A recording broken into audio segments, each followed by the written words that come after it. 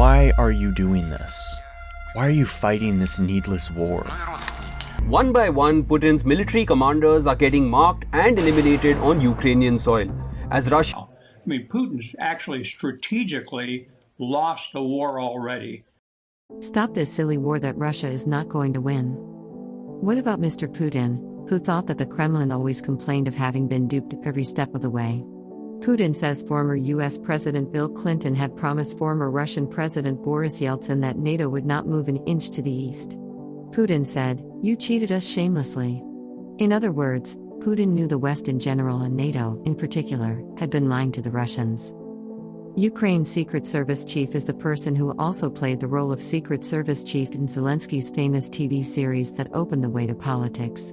But Putin's security team consists of his former colleagues who have been doing their job for the last 3 decades. They should have known that NATO had brought 10 such portable missile launchers in Ukraine for every Russian tank that would participate in the invasion, as they did in the Donbass region.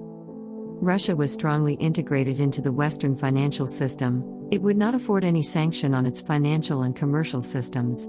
Russia had more than $100 billion in the US banks and the Federal Reserve, and having them frozen would have a devastating impact on the Russian economy.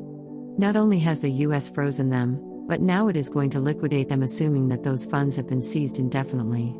We all thought the Western Europeans' dependence on the Russian gas and oil was vital and they could not cut it off in case of a Russian assault on Ukraine, but that assumption was very flimsy because Arabs could easily run to the rescue of the EU.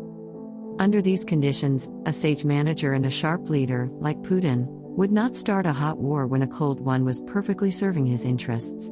Probably, Putin must have thought that it was going to be an invasion of another small country, expecting it to be quickly overrun. If he did, he now knows he has been mistaken so very badly that he put the world once again in the condition that former President Bush had declared in 2001, "You are either with the US or against the US." Besides, the bet he is making for himself in Ukraine is not going to be comfortable at all. Still, there is a chance to stop this silly war that Russia is not going to win.